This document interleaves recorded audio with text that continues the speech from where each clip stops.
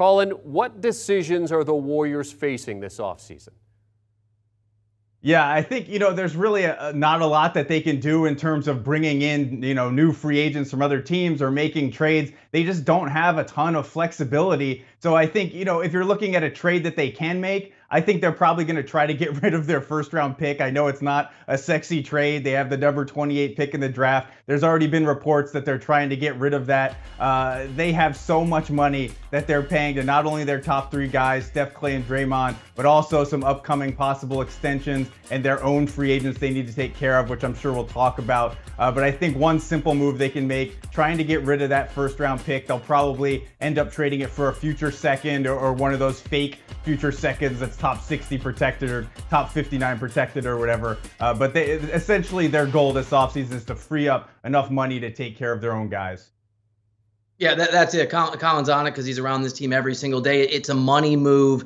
I think the pieces that they need in terms of who you might go out there and get in a trade are already in-house. Obviously, James Wiseman hasn't played a ton, but there's some confidence and some hope. He's going to be back. Moses Moody's a guy that people really like. And I'm partial to Jonathan Kuminga, who I think could be a great player, an outstanding player in this game, in this league in the years ahead. So I'm with Colin.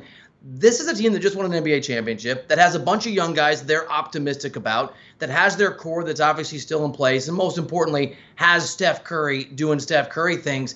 As it relates to trades, and I know we're going to hit free agency, as it relates to the majority of this roster, they're in pretty good shape. It's about little minor calibrations and obviously not overhauls or major moves. Yeah, and you heard Sherry talk about it in that piece about the fact that there's not a lot of high-profile free agents that are out there to fight for this offseason. But, Bill, if you're looking at free agents for the Warriors, I mean, who should they be targeting?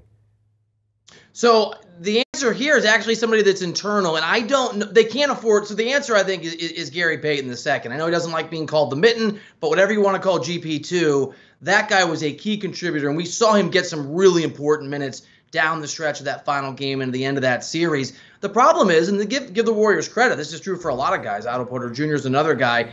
GP2 has outplayed his contract, and that means that the Warriors recognize what he could be and were a part of bringing out the best in him. So is Gary Payton II going to be willing to take a big-time hometown discount because of the cap reality for the Warriors? I sort of doubt it, but that would be my priority, trying to make sure I can keep that guy because he fits perfectly into what the Warriors want to do and obviously what they just did. Colin, you're already looking at Wiggins and Poole. Before we get your thoughts, here they are after last night's game.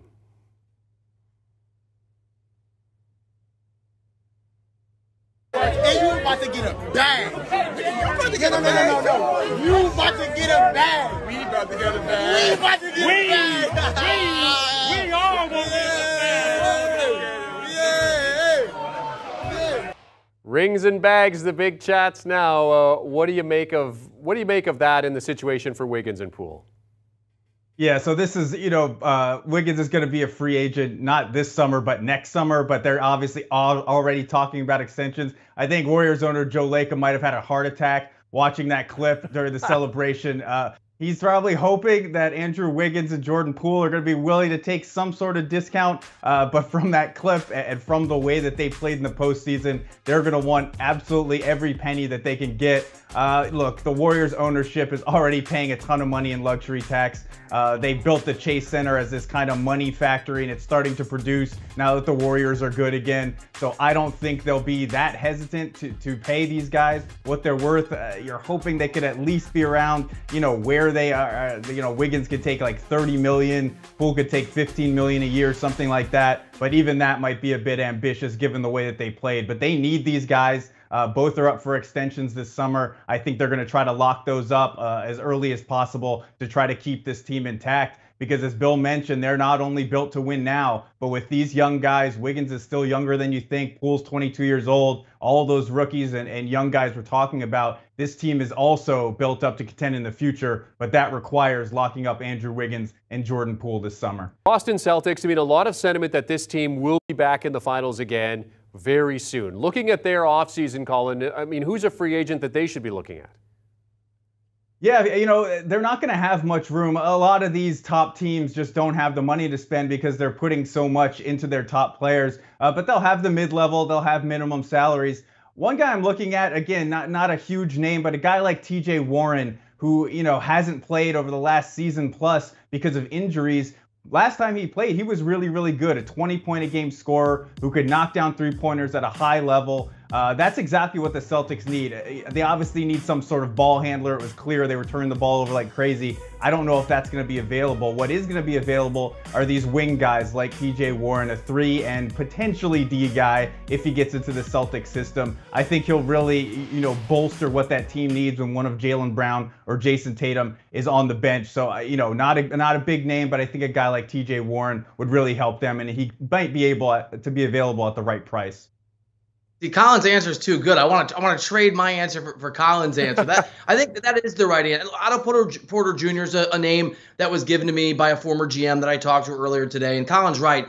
This is not an organization that has a lot of cap room and maneuverability, and they don't need to. Despite the heartache that they experienced yesterday, they are, Jeremy, you're right, going to be in a position certainly to make many deep runs in the postseason, and it won't be shocking if they get back to the finals a time or more in the years ahead. The MLE, the mid-level exception, is going to be where they're going to have to turn for whatever kind of small impact, maybe a little more depth on the wing at the forward position. Warren's a great addition. Otto Porter Jr., who they obviously got a very close look at over the last week and a half, is a guy who outplayed his contract in Golden State. So it just sort of depends where he wants to be and what the market dictates for him. But those are the kind of moves. And again, small calibrations, even though they're not NBA champions, they were obviously close for the Celtics team, not major moves. They're not able to, and they frankly don't need to.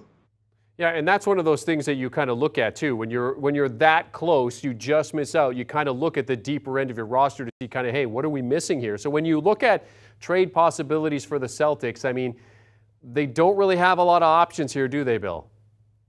No, they don't. I mean, they're handcuffed. I mean, the snarky answer, right, if you want to give the snarky hot take answers, trade Jason Tatum, he's not a closer. But the reality is Jason Tatum just got remarkable experience, and I think I'm bullish on what he can be in the future. The truth is, and I know we don't talk about human psychology as much in sports, a lot of it's numbers, but these guys, these human beings have to experience sometimes loss and defeat and heartache and these sorts of experiences to understand what it takes to play at this level of pressure against an opponent like Steph Curry and the Warriors.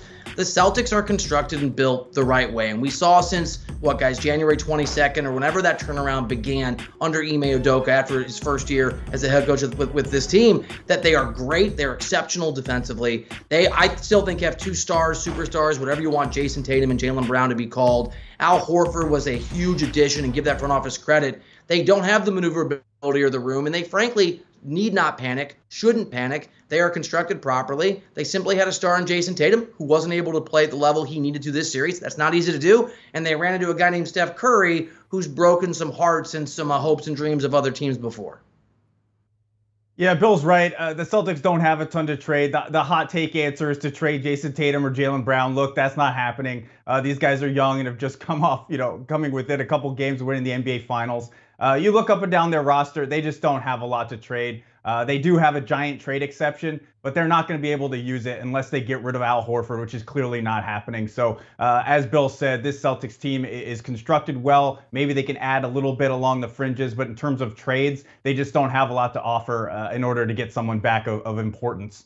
And as they say, experience is the best teacher. NBA writers Colin Ward-Henninger and Bill Reiter discussing the end of the NBA season and what kind of summer lies ahead for the Warriors and the Celtics, the 2 finalists this season. In terms of the conversation, as we look at the odds heading towards next season, the Warriors already listed as the favorites at 5-1, but the Celtics are right there, right behind them at 6-1 alongside the Brooklyn Nets. And then you have the dethroned champions, the Milwaukee Bucks, at plus 750. Lakers, by the way, plus 2,200. To win the title. And then, of course, you get some other long shots. Orlando, Sacramento, Houston, Oklahoma City. Oof, 1,000-1. The Portland Trail Blazers won 27 games last season, and the consensus is rebuild mode is underway. So as they enter a second season under Chauncey Billups, is now the time to move Damian Lillard. He's a valuable product. Could he be on the move, set to earn $42.5 million next season? If you take a look at Lillard's past 2 seasons, I mean, he averaged 24 points per game last season, shooting a field goal percentage at 40 and 3-point percentage 32%. Still in the prime of his career. I mean, he's earned all NBA honors in 5 of the previous 6 seasons. He's going to be 32 when next season begins, but he also knows the clock is ticking in terms of his chances to be the best player on a championship team. So let's continue the offseason conversation with NBA writers Bill Reiter and Colin Ward-Henninger. Colin, what's the chance that Lillard gets traded this offseason? I mean, you're putting me on the spot here, Jeremy. At this point, I think that the Damian Lillard trade talk has died down a little bit. So I'm going to say 10%. And the only reason I give it that 10 is that if they're unable to make moves that please Damian Lillard in terms of free agent signings, potential trades, to put enough around him to make him think that they can contend, at that point, I think Lillard might just ask out. But to me, that point isn't going to happen until at least into the season, a couple months. Then Lillard gets to see what his team looks like, how competitive they are in the Western Conference. Once they hit that point, if they look like they're still going to be floundering around the bottom of the league, at that point, I think Lillard might ask out. So for me, this offseason, I say 10%, but I think once we get into the season, that chances are going to be a little bit higher. 100% agree with Colin. Everything I've heard from everyone I've talked to around the NBA is there's very little to almost no expectation that Lillard will be traded in the summer, in the offseason. Now, there's some variables that are interesting. There's an ownership situation where there is certainly, talking to sources, some difference of opinion, the degree to which this ownership group, it's the same group, but it's new folks who are in charge. The former owner passed away a few years ago, are really committed and interested in paying attention. And if that's true, it means Joe Cronin, who's the new GM over the last year, has a lot of say, and he's just a new figure that folks aren't sure what he wants to do. Now, I'll be a little spicier than Colin. Colin, you went 10%, right? I'm going to go all the way up to 12% that Damian Lillard could be traded this offseason, because there are some other factors. If Lillard, as Colin just said, comes to the decision, and he hasn't yet, but decides, can't win here, these aren't the pieces, I'm about to turn 32 over the next few weeks, I got to be somewhere else. If that switch gets flipped, and it hasn't for him, he's been very loyal to Portland, things could accelerate. But I think Colin's right. We're in a holding pattern, and every person I've talked to, every source that I've run this by, thinks that Lillard will eventually play somewhere else, but that move, whenever it happens, is not imminent. All right, so according to you guys, an 88 to 90% chance that Lillard is with Portland when they start next season. By the way, 7th pick in the upcoming NBA draft next week. Colin, okay, so let's say that you're a general manager who does want to add Lillard. Give us a trade proposal that you'd throw out there for him. Yeah, let's remember that I said I only think there's going to be a 10% chance that this could happen. But if it does happen, I think a sneaky team that might be interested in Lillard is the Minnesota Timberwolves. And it looks like, you know, they have a really good young core out there with Karl-Anthony Towns and Anthony Edwards. You look at what D'Angelo Russell did for them in the playoffs, it wasn't great. He almost couldn't stay on the floor at times. So I think the Wolves might look into some sort of trade package to get Lillard, and they could send D'Angelo Russell out, who's an expiring contract and matching salary, along with Malik Beasley, who's kind of a, you know, middling level player who can keep them afloat, and Jaden McDaniels, who's a really promising young defensive prospect. And then, of course, the draft picks. You're going to try to get those picks as far out as possible if you're Portland, because obviously if you're trading Lillard, this is a full rebuild situation. So let's go with the 2025 and 2027 first-round pick. That allows the Blazers to rebuild, clean the slate on salary. That allows the Minnesota Timberwolves to get an absolute superstar to put next to Towns and Edwards and really make a push in the Western Conference. So, you know, the chances of this happening are probably pretty slim, but as I'm looking at it, I think it makes a lot of sense for both sides if it comes to this.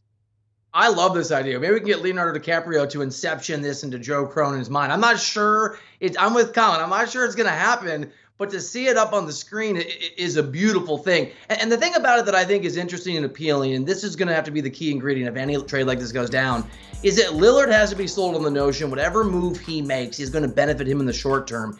And as much as the Timberwolves have been teasing us for years, and they have, if you put Dame, who we know can close, who we know is a winner, on a team with Karl-Anthony Towns, you have to think, and it's an if they click, if it works, if the rest of that organization can get in the right direction, that would be a really fascinating combination and maybe a dangerous one. Yeah, if you're tuning into AHQ right now and you just see the graphic go up, you're probably having a little bit of a freak out thinking that the trades actually happen, but it's just a proposal from our Colin Ward-Henninger. 90% chance, he says, that he's going to stay Will Lillard with the Trailblazers. Bill, let's talk about the Lakers. No draft picks, aging roster, new head coach. What's the latest on their attempts to trade Russell Westbrook? Desperation, fear, sadness, and self-loathing is probably the best way, Jeremy, to summarize it. So I talked to a league source yesterday, very familiar with the Lakers thinking and what they're trying to do, and with a Western Conference front office source today. And they both gave me the same answer that I have heard every single time I have asked someone about this over the last month, which is often, and I can hear sources rolling their eyes on the phone when I ask, which is there's nowhere to move Russell Westbrook. There's just not. The very likely outcome, and you never know, maybe Rob Pelinka can pull some kind of miracle. Crazier things have happened. But the expected outcome is that Westbrook is going to obviously opt into that deal that's almost worth $50 million this year, that the Lakers and really Darvin Ham are going to have to figure out how to make it work, and it probably won't. It's probably going to be a struggle this year. And then a year from now, when that deal is done for Westbrook, the Lakers can have some flexibility, and there'll be all kinds of things they have to figure out what they can do, including LeBron James. But in terms of answering your question, Jeremy, they are the Lakers desperate to move on from Westbrook, and that is a terrible contract for a player who has very little value. I have not talked to a current GM, a former GM, or a person who works in a front office anywhere in the country. And I've talked to a lot of people the last month who believe that there's anyone out there who want to take Russell Westbrook and help the Lakers to try and get him off the books. Okay, so Colin, because you were so good with the Damian Lillard proposal, put together a trade proposal for Westbrook that would make sense. Yeah, I mean, this isn't anything new. This is the trade proposal that's been out there for ever since it didn't work out for Russell Westbrook with the Lakers. And the only thing that makes it, as Bill said, if the Lakers could have traded Russell Westbrook and gotten something back in return that they liked, they would have done it by now. But the trade that makes the most sense is just to trade him for John Wall to the Rockets. John Wall's been sitting on the bench, doing absolutely nothing, working out with the team, but not being allowed to play in games. They make the exact same salary. The sticking point is that the Rockets would want some sort of compensation. They're perfectly happy letting John Wall sit on the bench. There's not much they're going to do with Russell Westbrook. They might just put him on the bench too. So they're going to need some sweeteners, and that'll be that 2027 first that the Lakers really don't want to get rid of, and has kind of been the sticking point in any Russell Westbrook trade. So, I'd love to say, for Lakers fans, that there's something out there that they could get. There's been some talk about Malcolm Brogdon and Buddy Hield. Look, they're not getting anyone of substance for Russell Westbrook. Bill mentioned his trade value is absolutely nothing. It's completely negative. So the only thing they can do is swap him for another distressed asset in John Wall. I just don't know if the Lakers are going to be willing to part with that first-round pick. All right, I'm not from LA. I'm not a Lakers fan. Colin and I are reporters, not fans. But I live in Los Angeles now, and I'm surrounded by Lakers fans, and my son is a Lakers fan. What are you going to do? It's where we're raising him. So let me just channel all Lakers fans when I say, on their behalf, for the love of all that is holy and good in the universe, Rob Pelinka, do not do this. Colin's right. Like, that 2007 first-round pick is the piece that needs to be added in whatever scenario you want to put out there. But there's a reason John Wall's not playing. There's a reason no one is banging down the door to try and get John Wall. Because it might just be the same thing as Russell Westbrook, which is to say a high-usage rate guy who's over the hill and can't contribute, who's going to be problematic in his fit with the Lakers, but you'd also lose a first-round pick. The fact is that sometimes in gambling and in life, you can't throw good money after bad. They made a mistake with Russell Westbrook. That ship has sailed. That's over. They are probably stuck with him, and you don't move on from Russell Westbrook this year just because you feel the desperation over the next 12 months. If you can't get back something that allows you to be competitive in 2022-23, you just have to accept the fact you screwed up and you have to wait a year. Yes, plus 2,200, the Lakers' odds to win the NBA championship going into next season. Okay, the Phoenix Suns up near the top of the odds list at plus 800, 8-1. The Suns don't want to trade Donovan Mitchell, but he might be interested in a move elsewhere. The Knicks, the Heat, the Hawks said to be possible destinations.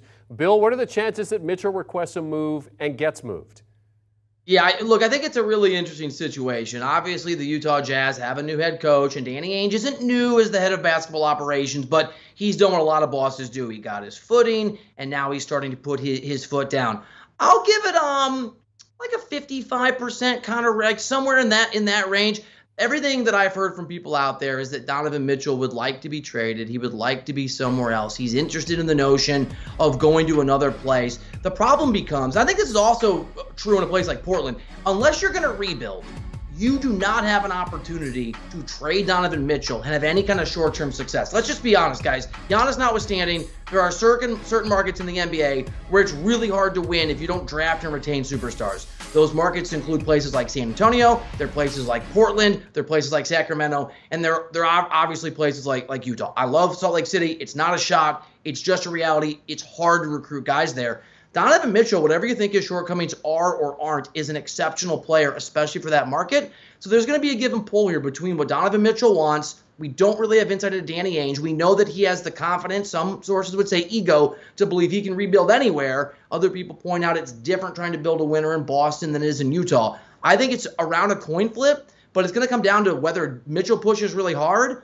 and I don't know the answer to this, what Ainge actually wants to do as it relates to that asset/valuable player. And I don't think we know that yet.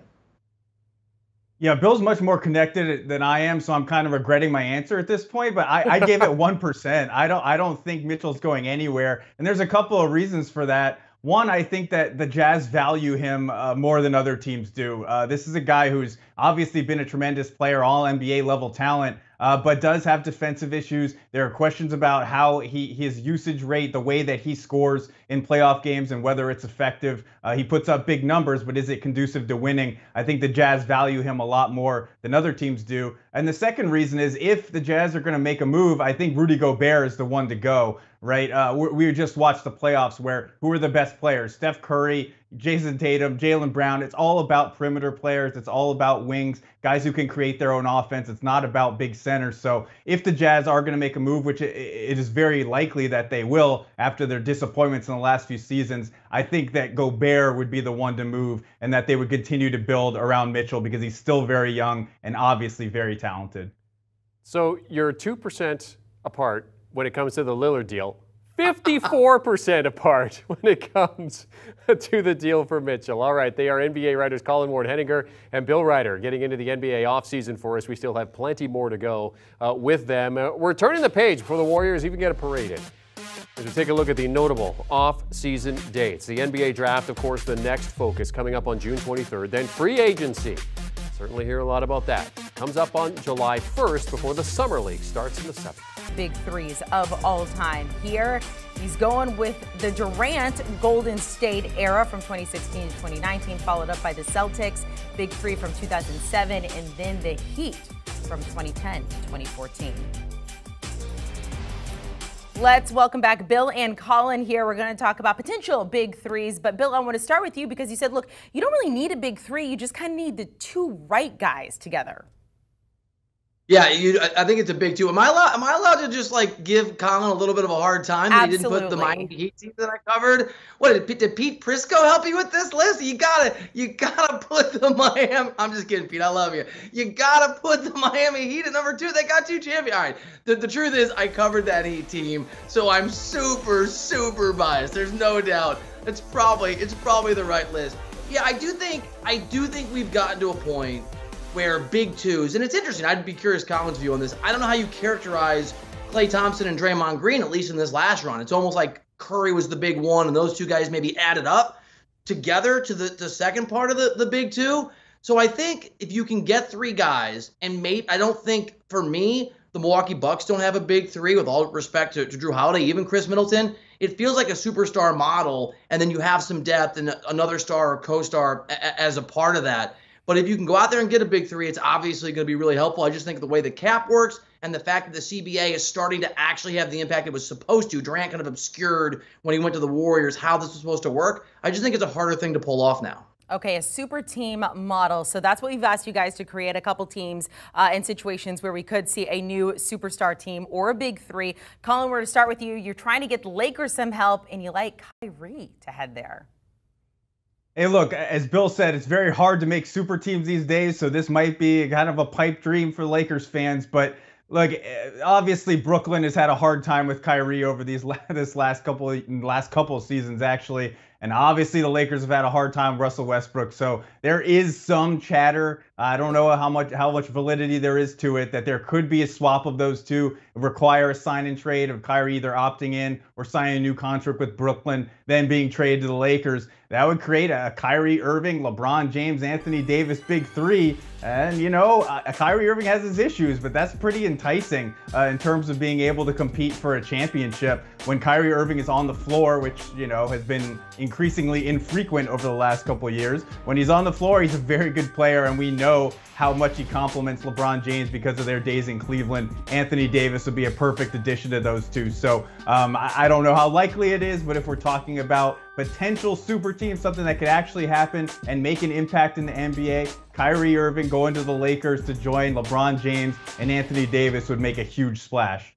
Let's go to biased Bill here when it comes to the Heat. I'm just kidding, Bill. But you do look, so much about this Heat team is like, look, they've got so many of the pieces there, and this team feels like a Heat culture. So who could you add to take them to that next level? Yeah, I actually think Colin's is more realistic than mine for a lot of reasons. But I would, you know, if we're trying to conjure up some way to put a big three together, I'm a big believer in Jimmy Butler, especially in the postseason. We know what Bam is. Zach LaVine as the missing piece would be really interesting. Now, the reason that's difficult, well, there's several. One is that just talking to folks around the NBA, there's not a lot of confidence that if LaVine decides he wants to leave this summer, that the Chicago Bulls are going to be helpful in facilitating a two-way trade, right? They're going to be a part of a sign and trade deal, especially with the Miami Heat. There's a little bit of history there. But I do think that the Heat have some younger guys that could be of some value and of some interest to a team like the Bulls. And we know that Pat Riley teams don't tend to value the draft as much as other front offices do. So if LaVine decides that he wants to go somewhere else and he wants to go to Miami, and the Bulls change the course that as I understand it, they're on now, and they're willing to help facilitate that with a sign and trade and give LaVine that extra year to get some pieces in return, I think that would be a fascinating team. And I'll just end here. Pat Riley loves stars. He loves big game hunting. Nobody thought that other big three team with LeBron and Bosh and Wade was going to happen until it did. So I just think it's an interesting place to keep an eye on when we talk about trying to put together a triumvirate of this level of basketball excellence. I will admit that Miami is a lot cooler than Dallas, even though I am from Dallas. But Colin, you have another option for Zach LaVine, and Dallas is cool when you have Luka Doncic. Yeah, I've been in love with Zach LaVine and Luka Doncic pairing up. It's a pipe dream of mine. I don't know how realistic it is. As Bill said, there is some talk that LaVine will go back to Chicago. But I think this would just be a perfect pairing. That's a super team in itself with Luka Doncic and Zach LaVine. LaVine's off-ball shooting and creation abilities is exactly what you need next to Luka Doncic. And then if you want to talk about a big three, they just traded for Christian Wood. And I know most of the mainstream NBA audience probably hasn't seen a lot of this guy because of the bad teams he's been on. But this is a 6'10 guy who can block shots. He can step out and knock down a three. Something to be desired on the defensive end. But you think getting in there with Jason Kidd, he'll help fix him there. So if he could give you, you know, maybe 75, 80% of what Chris Bosh was to the Miami Heat back with the Bills' favorite team, the Heatles, I think that would be a really interesting, you know, big two with maybe a half on the way to being a big three. So Zach LaVine going to Dallas to join up with Luka Doncic, that would be an incredible development this offseason. Look, the one thing we can all agree. Go ahead, Bill.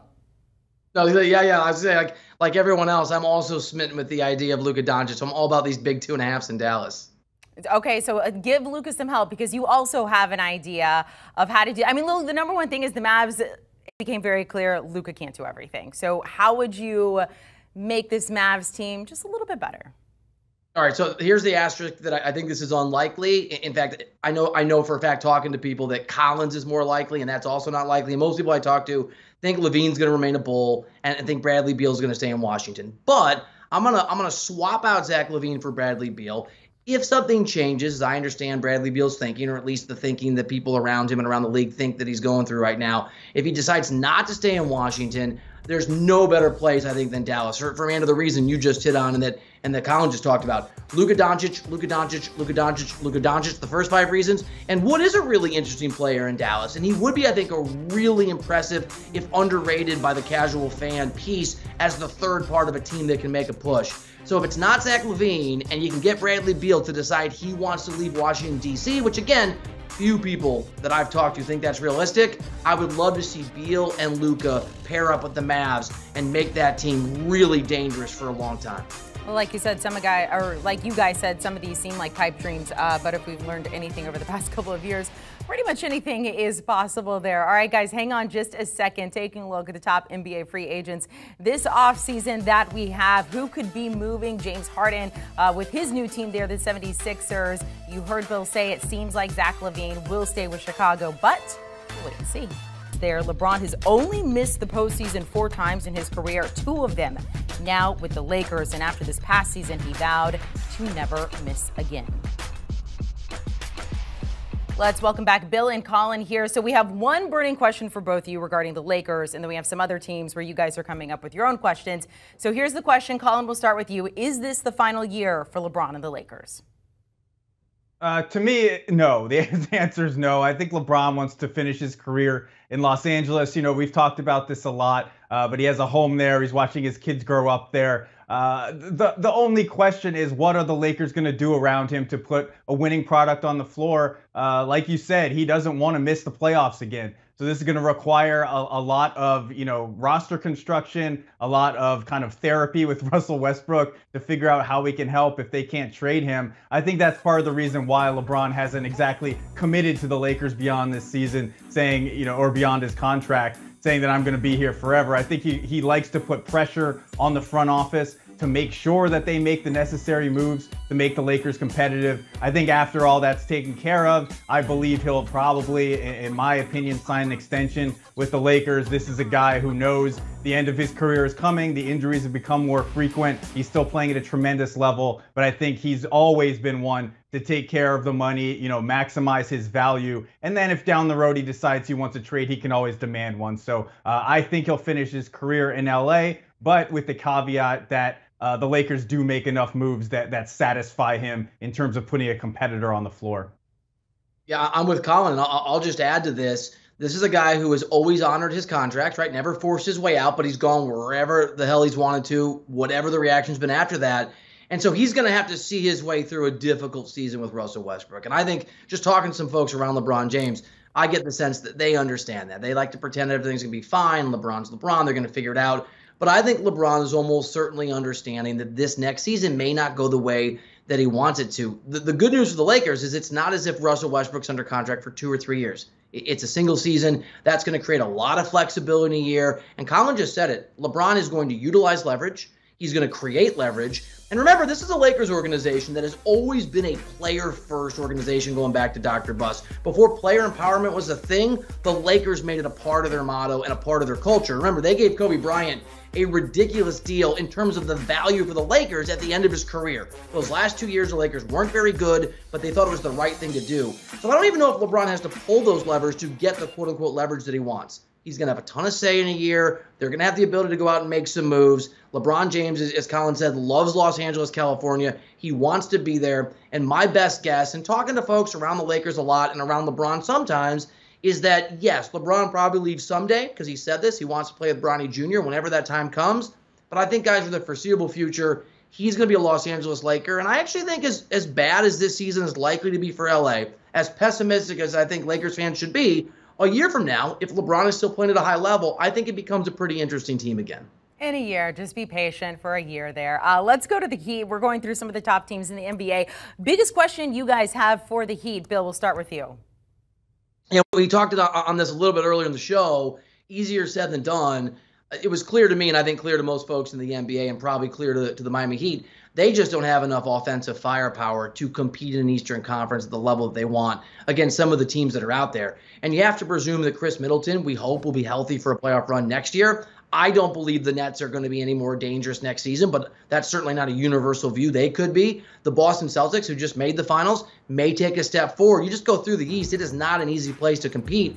They need another offensive superstar. Now, Zach LaVine, Bradley Beal are guys we've talked about. They're technically able to move. The expectation from sources is that they won't. I know Joel Embiid was flirting with the Heat a little bit, or that was the perception on Twitter when he was tweeting them a little bit and about them, but just talking to Heat sources, again, I could hear them rolling their eyes when I asked them if they might make a move for Embiid. But Pat Riley can be a surprise, and he's not going after Embiid. That's not happening. But I wouldn't be surprised if the Heat, if they can find something, try to go get a little more extra offensive firepower. Tobias Harris is a guy that reportedly is available, and I haven't checked with Heat sources on whether or not that's a name that they're targeting, but some kind of offensive star or something approximating that is what the Heat need.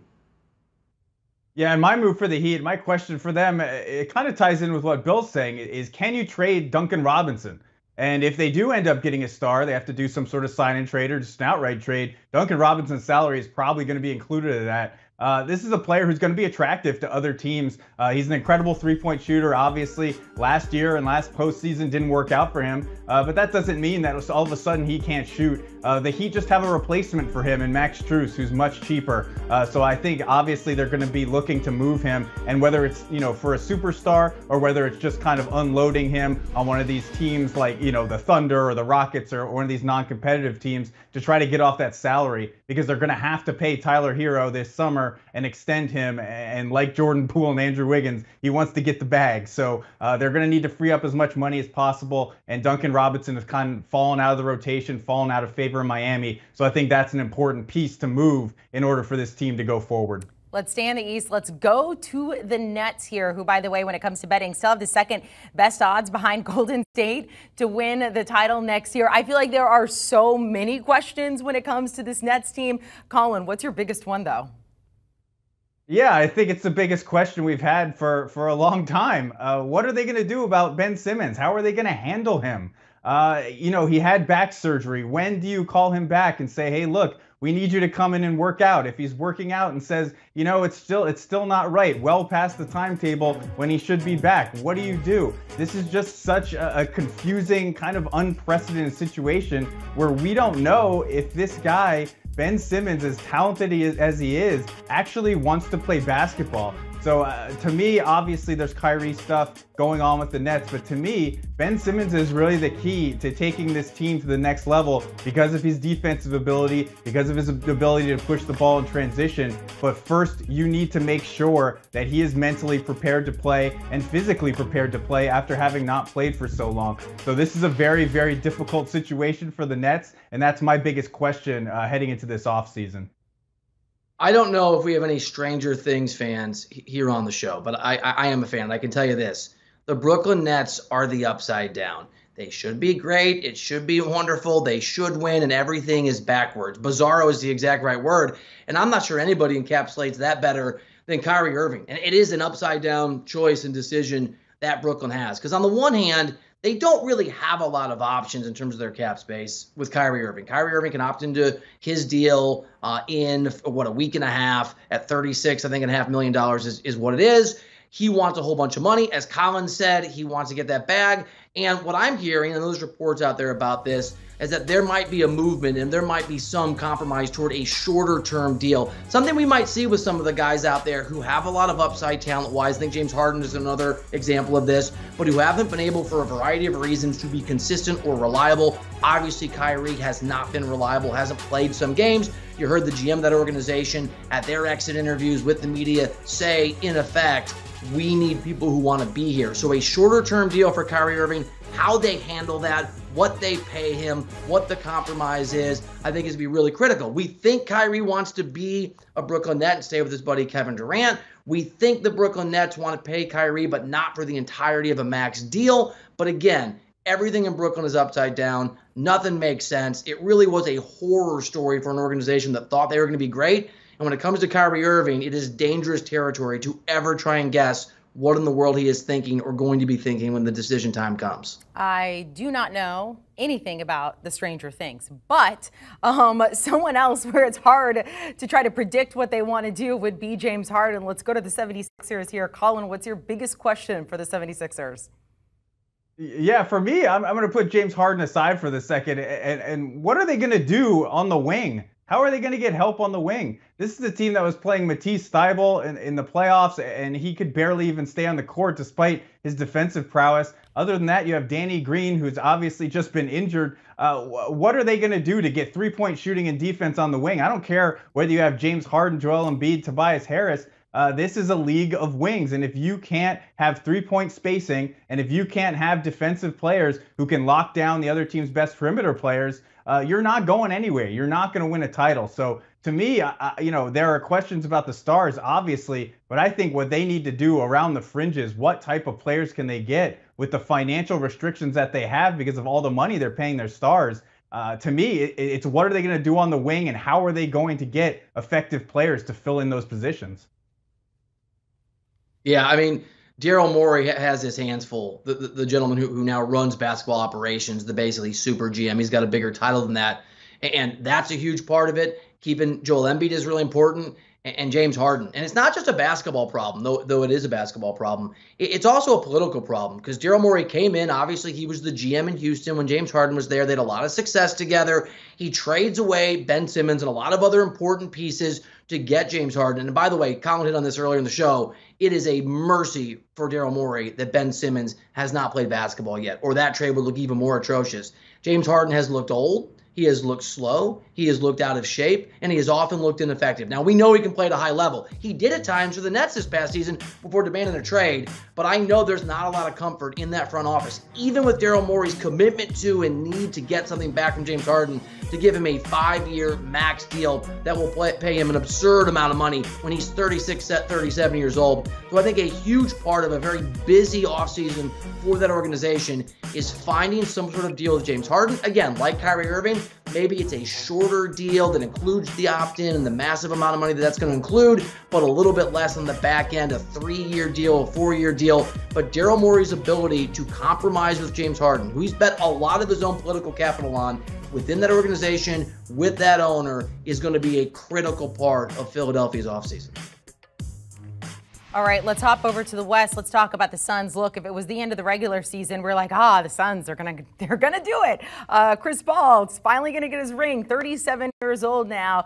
Bill, what's your biggest question for the Suns? So there's a lot, and I'm sure DeAndre Ayton. There's a lot of things you can look at.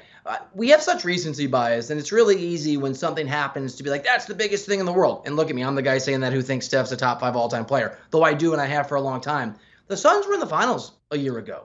And they did not accomplish what they wanted this year, but they have a really good young core. For me, I think a really important question of what they do or don't do, and they'll have to know this internally, is whether or not the Chris Paul we saw for most of the year is the guy they're going to have next season. Dynamic, one of the great point guards in the history of the game, a winner. It's a perfect fit, really, for him in Phoenix. Or the Chris Paul we saw toward the end of the playoffs. He looked exhausted. He looked worn out. I understand we've had some condensed NBA seasons, and sources I've talked to think that's been a contributing factor for a lot of guys who have hit walls, especially guys like Chris Paul, who's older. But CP3, where he's at, whether he's at his limit, whether or not he's hit that age where it's just diminishing returns from here on in, is going to be a really important thing for the Suns to understand and to adjust around. Or if not, if he's who he was the first part of the year, to not adjust around, I think is really important for what the Suns do. Yeah, and for me, it kind of ties into that. As Chris Paul ages, as he becomes less effective, as he needs more rest days, more load management, you're going to need another guy, and that guy might be DeAndre Ayton. Obviously, they've had kind of some friction in that relationship with the Suns not extending him. DeAndre Ayton, his people have said that he was kind of hurt by that. But ultimately, if they decide that they want to pay DeAndre Ayton, they can bring him back because he's a restricted free agent. So my question is, if he gets a max offer from another team, are the Suns going to be willing to match that? There's teams like Portland, maybe Indiana, other teams with cap space that can throw a max contract at Ayton. And are the Suns willing to pay that? They weren't willing to pay it for his extension. Are they going to be willing to pay it now? And as I said, it ties into Bill's question. If Chris Paul is not able to perform at the level that we've seen over the last few seasons, Ayton becomes so much more important because now he becomes that second guy, gets a few more post touches, a few more pick and rolls with Devin Booker, things like that. So I'm very curious to see how the Suns handle a center in the modern NBA, which, as we know, isn't the most high leverage position. But for the Suns specifically, it seems like Ayton is an important piece. And will they be willing to pay up for him if it comes to that? All right, finally to the team that beat the Suns in the postseason, the Dallas Mavericks there. We've talked about getting help for Luka. But Colin, what is your biggest question when it comes to the Mavericks this offseason? Yeah, it's similar to the Suns with Ayton, and it's how much is too much for Jalen Brunson. Obviously, we've seen what this guy's capable of if the Mavericks are unable to get a superstar to put next to Luka Doncic. Jalen Brunson has proven that he is more than capable of playing that role. And also when Luka was out in the playoffs, he stepped up and was an absolute scoring machine. So this is a guy who's very important to this team. But again, if he gets a gigantic offer and you're locked in for 5 years with this guy, is he the one who's going to take you to the next level and get you past the Western Conference Finals into the NBA Finals? That's a question that Mark Cuban, the entire front office, and the rest of this Mavericks organization have to ask themselves. If the price tag gets too high, are they going to be willing to pay that to Jalen Brunson? Yeah, and I'm going to just piggyback on what Colin said. You have to get, I know we discussed this earlier, you have to get Luka Doncic a co-star. If you get a co-star with him in that organization, they're good enough to win an NBA championship. There's other factors, I understand that, but they'll have the talent. For me, I don't think Jalen Brunson is that guy. And talking to some folks around the NBA, there is other skepticism whether or not he can be that guy, the second best player on a championship team. So Colin's right. They have to figure out Brunson, and at least for my money, I think they have to figure out a solution that is not Jalen Brunson. His market value is going to be much higher than I think his actual worth. This is what happens when teams are desperate to go and get somebody, anybody. If I'm the Mavericks, you don't have to gamble on Jalen Brunson. You don't have to be desperate. You have a long-term plan with Luka Doncic. We talked about Zach LaVine. We talked about Bradley Beal. I know they're unlikelihoods, but that's the level of target if I'm the Dallas Mavericks I'm going after. Guys, thanks so much. Regardless, it's going to be a very interesting offseason when it comes to the NBA. Colin and Bill, enjoy your weekend. We'll talk to you soon. Taking a look at upcoming notable NBA dates. Of course, it all begins with the draft next Thursday. Do you want a sports network that delivers everything that matters about the game? The highlights, the picks, the instant analysis. No yelling, no fake debates, no politics. Hit the subscribe button and never miss a moment.